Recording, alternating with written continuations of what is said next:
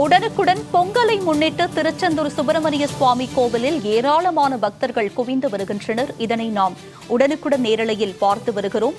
பொங்கல் தொடர் விடுமுறையொட்டி தூத்துக்குடி மாவட்டம் திருச்செந்தூர் சுப்பிரமணிய சுவாமி கோவிலில் ஏராளமான பக்தர்கள் குவிந்து வருகிறார்கள்.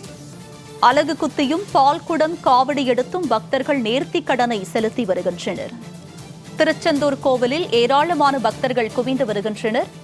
இது பற்றிய கூடுதல் விவரங்களோடு இணைக்கிறார் எமது திருச்செந்தூர் செய்தியாளர் ஆனந்த். அவரிடம் விவரங்களை கேட்டு பெறலாம். ஆனந்த், சொல்லுங்க, தற்போது ஏராளமான பக்தர்கள் அங்கு குவிந்து வரும் நிலையில் என்னென்ன சிறப்பான ஏற்பாடுகள் செய்யப்பட்டிருக்கு, பாதுகாப்பு ஏற்பாடுகள் என்னென்ன செய்யப்பட்டிருக்கு? வணக்கம் உமா. முருகப்பெருமானின் அறுபடை வீடுகளில் இரண்டாம் படை வீடாக விளங்குகிறது திருச்செந்தூர் சுப்பிரமணிய சுவாமி திருக்கோவில். இந்த கோவிலுக்கு நாள்தோறும் ஏராளமான பக்தர்கள் வருகை தருகின்றனர். விடுமுறை தினம் மற்றும் விசேஷ தினங்கள் என்றால் கூடுதலாக பக்தர்கள் சாமி தரிசனம் செய்து வருகின்றனர். இந்த நிலையில் நாளை மறுநாள் பொங்கல் விழா கொண்டாடப்பட உள்ளது. இதற்காக கடந்த சில தினங்களாக நெல்லை, தென்காசி, ராஜபாளையம், ஸ்ரீவில்லிபுத்தூர் உட்பட பல்வேறு பகுதிகளிலிருந்து ஏராளமான பக்தர்கள் நடைப்பயணமாக திருச்செந்தூருக்கு வருகை தந்த வண்ணம் உள்ளனர்.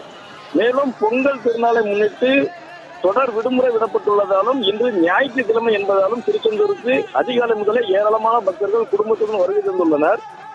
இவர்கள் அனைவருமே அதிகாலை முதலே கோவில் வந்த பக்தர்கள் கோவில் முன்புள்ள கடலில் புனித நீராடி நீண்ட வரிசையில் காத்திருந்து தற்போது வரை சாமி தரிசனம் செய்து வருகின்றனர். இதனால் இலவச தரிசனம், கட்டண தரிசனம், முதியவர்கள் தரிசனம் என அனைத்து தரிசனங்களும் கூட்டம் அலைமோதி காணப்படுகிறது. மேலும் அதிகாலை 3 மணிக்கு கோவில் நடை திறக்கப்பட்டது. அதைத் தொடர்ந்து பக்தர்கள் 6 மணி நேரத்திற்கு மேலாக நீண்ட வரிசையில் குடும்பத்தினருடன் காத்திருந்து சுவாமி தரிசனம் செய்து வருகின்றனர்.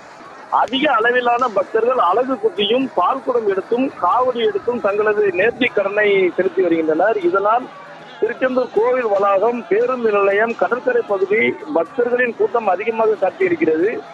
பக்தர்களின் கூட்டத்தை கட்டுப்படுத்த போலீசார் மற்றும் கோவில் நிர்வாகத்தினர் பாதுகாப்பு பணியில் ஈடுபட்டு வருகின்றனர். உமா, உங்களுடைய விவரங்களுக்கு